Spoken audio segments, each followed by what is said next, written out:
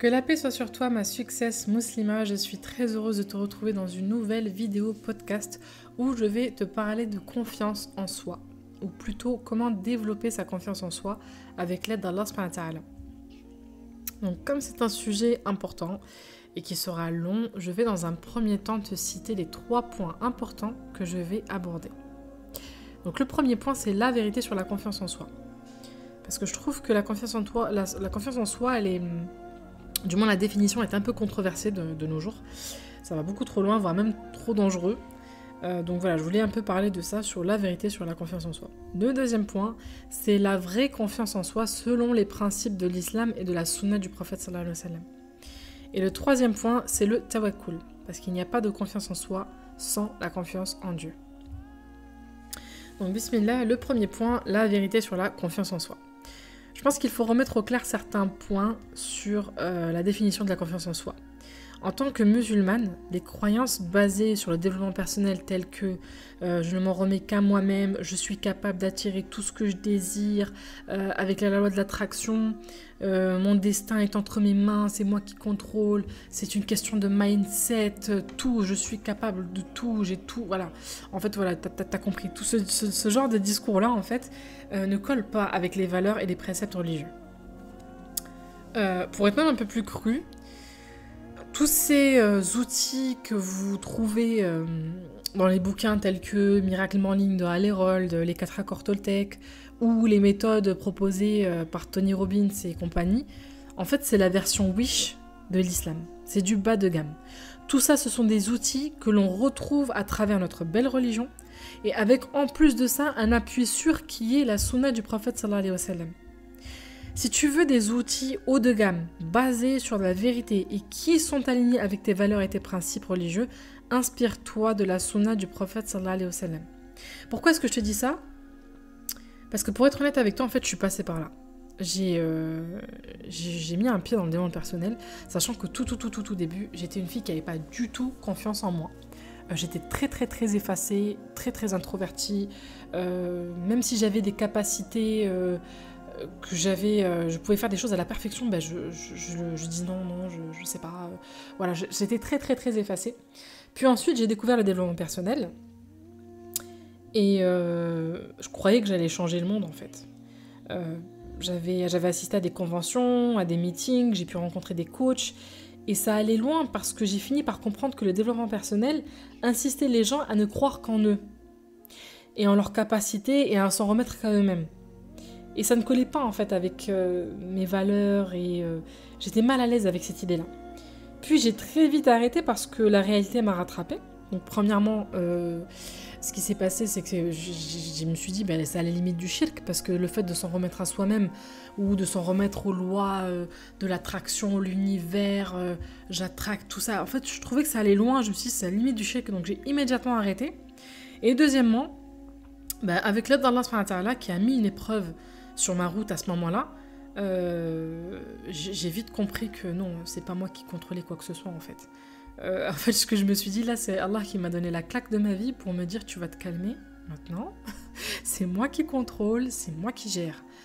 Tu dois t'en remettre à moi et à personne d'autre. Donc j'ai immédiatement arrêté. Donc voilà, c'est pour ça en fait, c'est la raison pour laquelle je te dis ça avec certitude. Maintenant, je ne dis pas que les outils proposés par le développement personnel sont mauvais. Ce que je veux dire, c'est en fait de ne pas s'en remettre totalement à ces méthodes en oubliant l'essentiel. Et je te dis ça aussi parce que j'ai aussi découvert un hadith au moment où du coup j'ai réalisé que c'était pas bon du tout. J'ai découvert un hadith du prophète sallallahu alayhi wa sallam qui prouve de façon très claire que le fait de s'en remettre à soi-même n'est pas autorisé en islam, ou du moins déconseillé. Le hadith en question, c'est un hadith rapporté par Abu Daoud où le prophète sallallahu alayhi wa sallam dit « Oh Allah, c'est ta miséricorde que j'espère, ne me laisse donc pas à mon propre sort ne serait-ce que le temps d'un clin d'œil, et améliore ma situation, et il n'y a d'autre divinité sauf toi. » Donc on voit très clairement à travers ce hadith que le prophète sallallahu alayhi wa sallam lui-même, qui était prophète, qui était les bien-aimés d'Allah subhanahu wa ta'ala, lui-même, il avait confiance en lui, mais pas au point de dire « Ouais, je m'en remets à moi, j'attracte tout, il suffit que je visionne et je vais revoir ce que je veux. » Non, il n'était pas comme ça. Et c'est le meilleur des exemples. Donc je pense qu'on doit se baser sur la sunna du prophète sallallahu alayhi wa sallam. Je me répète, mais c'est vraiment très important. Le deuxième point, c'est la confiance en soi autorisée. Pour argumenter ce point-là, je vais te raconter une partie de l'histoire du prophète Youssouf, alayhi salatu wa salam, que tu connais certainement, donc qui est la plus belle histoire du Coran. Mais je vais te parler d'une partie très précise. Et cette partie-là, en fait, c'est au moment où le roi d'Égypte a fait un rêve et qu'aucun de ses interprètes n'arrivait à interpréter ce rêve-là.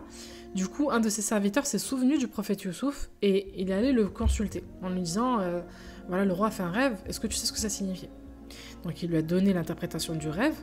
Et en plus de l'interprétation du rêve, il lui a donné une solution, parce que en fait l'interprétation du rêve c'était qu'il y allait avoir 7 années d'abondance, que la culture de blé, etc. Allait être abondante, et suivi de 7 années de sécheresse et de famine, et que l'Égypte allait plonger pendant 7 ans dans une période de famine. Et il lui a donné l'interprétation suivie de la solution. Et le roi d'Égypte, il a été impressionné en fait. Il a été très impressionné par son humble, parce qu'il est resté humble. C'est-à-dire que là, ce que je vais dire en fait à travers cette histoire-là, pourquoi est-ce que je te raconte ça?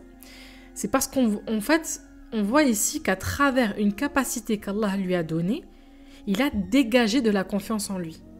Il aurait pu, de par le fait d'être un esclave, être en prison, se rabaisser et se dire non, mais je suis personne, enfin j'ai pas de rang social, je ne suis qu'un esclave, et en plus de ça je suis en prison, je vais pas lui interpréter son rêve, et en plus je vais pas lui donner une solution, c'est le roi d'Égypte. Donc en fait, il a pas eu cette idée-là. Il ne s'est pas arrêté là en plus, comme je te l'ai dit, il lui a non seulement dit de quoi il s'agissait, mais il lui a aussi trouvé la solution. Donc ici on voit bien la confiance en soi pure, le fait de s'en remettre à Dieu, donc le tawakkul qui sera le dernier point que je vais aborder. Donc dès le début en fait de son aventure, de l'aventure du prophète Youssouf, il a entièrement placé sa confiance en Dieu. Ses frères l'ont jeté dans un puits, il est devenu esclave, puis ensuite il allait en prison. Et dès qu'Allah lui a donné l'occasion de mettre en avant la capacité dont il lui a fait grâce, il ne l'a pas raté. Et ça, c'est de la confiance en soi pure, avec Allah à l'intérieur. Donc, en fait, c'est une confiance en soi qui provient d'Allah. Et en fait, c'est ça ici que je te demande de faire. Par exemple, lors d'un entretien d'embauche ou peu importe la situation, ne renferme pas cette lumière qu'Allah t'a donnée et qui est en toi. Parce que tu as une part du Créateur en toi. Ça, il ne faut pas l'oublier. Et à travers en fait cette lumière-là qu'il t'a donnée, tu dois en fait l'utiliser pour accomplir la mission de vie. Parce que tu as une mission de vie, on a toute une mission de vie. Et cette part d'Allah, en fait, on doit l'exploiter, on doit la mettre en avant, on doit l'utiliser en étant humble, bien sûr. Je ne dis pas, voilà, ça y est, j'excelle dans ça, ça y est, je me la raconte, je vais être très désagréable, etc. Non, tout en restant humble. Si, admettons, tu as une capacité à gérer la comptabilité, par exemple, tu es très doué avec les chiffres, assume-le, affirme-le, mets-le en avant. Lors d'un entretien d'embauche, oui, j'ai eu de l'expérience dans telle entreprise, je sais gérer la comptabilité de ça. Voilà, ça en fait, ce n'est pas se la raconter, c'est tout simplement avec je mets en avant mes capacités. Si tu es doué dans le marketing digital, affirme-le. Un employeur, quand il va voir ce que tu dégages, il va dire « Ah oui, effectivement, cette candidate a confiance en elle. » Mais toi, au fond, tu sais d'où cela vient. Et tu peux retrouver, ce que je voulais aussi te dire avant que j'oublie, c'est que tu peux retrouver en barre d'infos un petit document en PDF où je parle justement de comment décortiquer, comment trouver nos points forts et nos points faibles et comment les utiliser pour les mettre en avant. Donc c'est un format PDF que tu peux télécharger, c'est 100% gratuit et ça peut t'aider peut-être à essayer de trouver vraiment tes capacités parce que je sais que des fois c'est pas facile, on ne sait pas trop dans quoi on excelle ou nos points faibles, etc. Donc voilà, ce petit document-là pourra t'aider à retrouver les capacités dont Allah t'a fait grâce. Le troisième point, le tawakkul. Donc le tawakkul, c'est le fait de placer sa confiance en Allah et de s'en remettre totalement à lui. Pourquoi est-ce que je parle de tawakkul? Parce qu'en tant que musulmane, c'est la base même de la confiance en soi. Tu ne peux pas avoir 100% confiance en toi alors que tu as une source de ton âme qui provient d'Allah, en fait.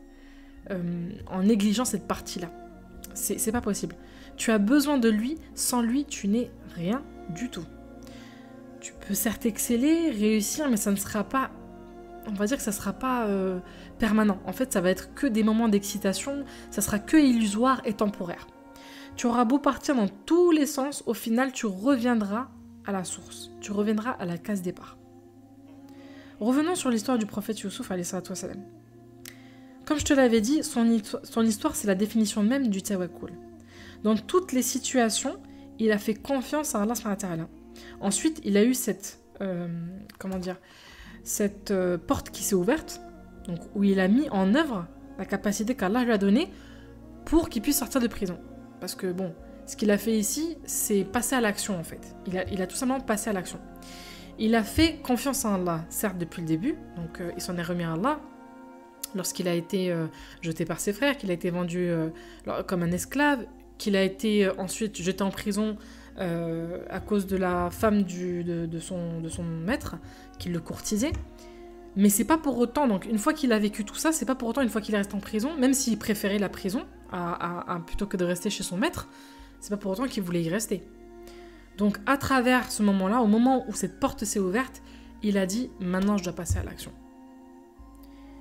Et donc il s'en est remis à Allah, donc je sais pas si tu vois ce que je veux dire, en fait il s'en est remis à Allah depuis tout le début, tout le temps, lorsqu'il ne pouvait pas lorsqu'il ne pouvait pas changer la situation, il s'en remettait à Allah en faisant confiance à Allah.